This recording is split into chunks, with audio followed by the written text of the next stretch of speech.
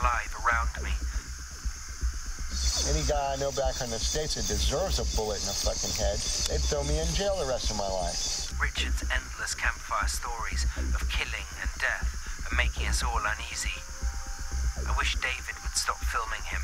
The camera only fuels his memories. Killing is our business, and business has been good. Another one was, and it's like a paratrooper coming down, you know, a cartoon character with a machine gun coming out with a parachute, you know. It says, when we rain death, it's always fair weather. Day 3. We've already reached the pinnacles. They're a dead end. They're natural formations, definitely not man-made. There's nothing of interest here. The Incas never would have built Paititi in a place so easy to get to.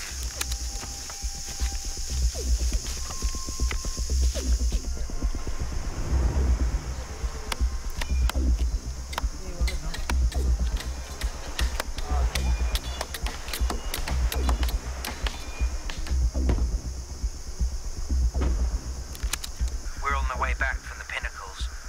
Richard's got a fever. He's trying to hide it, but he can't. I'm kicking myself for hiring him in the first place. He's becoming a liability.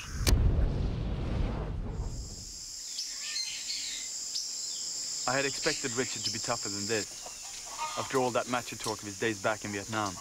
As a jungle guide, he's worthless, but as an antagonist in the film, he's just fine. No es malaria, es un resfrío, le duele un poco. He can't stand being filmed while he's ill. Oh, cool. Recognition and self-treatment of malaria. This is brilliant. This is exactly what I needed anyway. Okay. Oh, man. See. How are you feeling?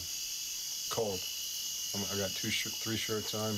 Wrap yourself in the sleeping bag. Yeah. I'm gonna take the proper steps, but it's like got the fever startles me because I haven't had a fever in like 7 years. My search for Paititi has ground to a halt.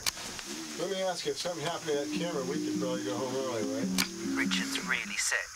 He's become very, very aggressive. He says he'll kill anyone who touches him, but he's weak and getting weaker. Maybe he'll die. 9:25 a.m. Richard's up and he says he's better. He's been ill for a week. He says he won't go on. He's going home. What's he seen that's made him so scared? Yeah, I know, but it's time. Yeah. We've talked about this between ourselves, obviously, and we've expected you to wimp out. We've expected that. Okay? I'm not wimping out. No, I'm ready to go on, but I want to be paid for my time, and I've spent going on 6 weeks with you guys. Richard, we've spent 5.5 days in the jungle, 6 days if you... Well, that's not wasn't my fault. You did admit when we were in Shintoya that the permit was your problem. You should have thought of it. Yeah, I didn't know where your heads were going and what direction you were going. I'm not even going to have this conversation again because we had it. Okay. It's not like we have you. I haven't bundled up nothing. You haven't listened to anything. No, right. So that's why I don't understand anything. Anyway, I'm putting to you what I know, so that you will know clearly what I think, and that is the following: you have a chance not to make an utter fool of yourself and finish this thing. That is your chance. Bullshit. It sounds like we'd be better off without you. Yeah. I'm not, it wouldn't hurt you guys. I just want you to know I'm not defenseless. I'm not just somebody you're going to push around. I got some teeth, and I got, some people have a Ways and Means Committee. I got a Ways to Be Mean Committee. And I don't want to be fucked with. If you fuck with me, you're going to hear about it, Well, I guess this is goodbye then. Well, goodbye. It's been a long goodbye. Sin Salabib. Write me in Tallulah. Write me in Paititi. Speaking of Paititi,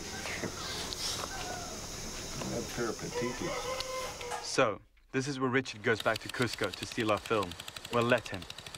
Meanwhile, Tahir's pinned all his hope with his new lead, Eduardo.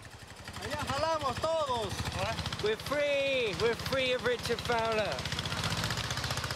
We're learning how to use the GPS.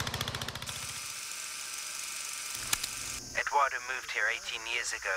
He wanted to escape the stress of city life.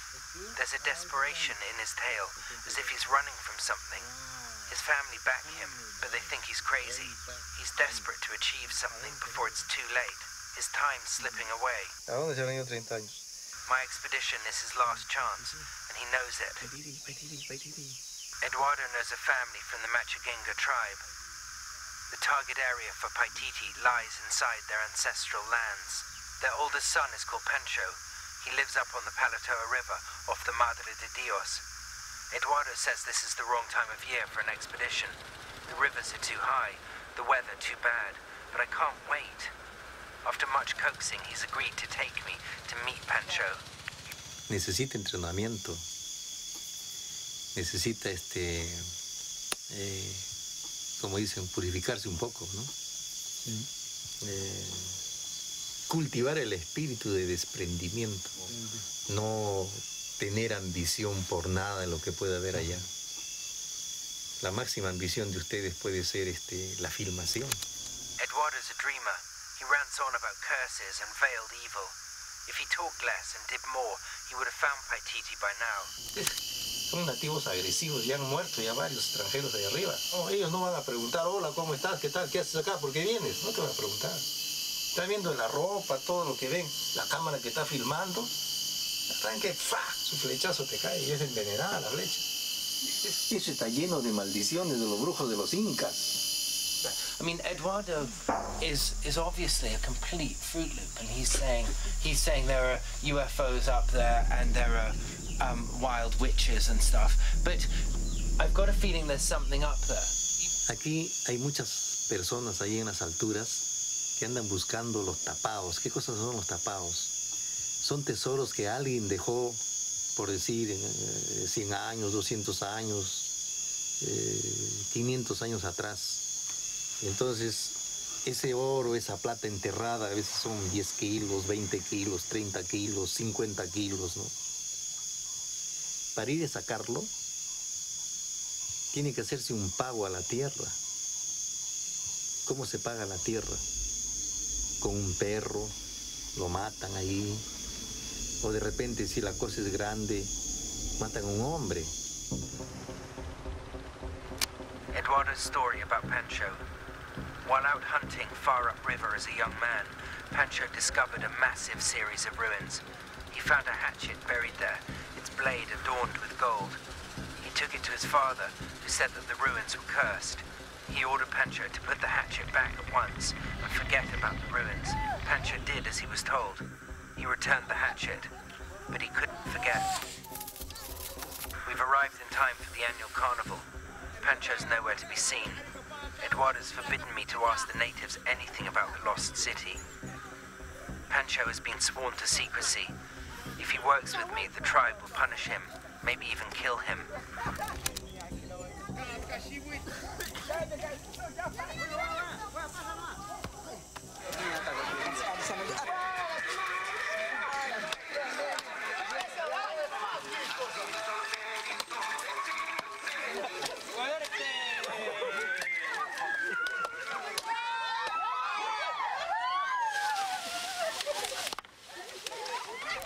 7 p.m.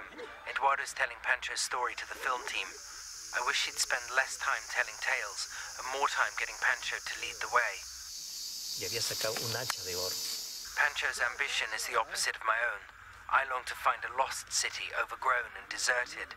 He dreams of a live city bustling with people and traffic. Pancho stepped out of his hut to surprise me. I've promised him that if he can take me to the ruins of Paititi, then I'll take him to Lima. He's agreed. We've made a pact, but he can't leave now. It's still too dangerous. Everyone's watching. Eduardo says I have to be patient. He knows wasting time drives me mad. But there's no choice. I have to leave Pancho behind for now. Find his younger brother, Japon, further upriver. It isn't what I'm hoping for, but at least we're moving.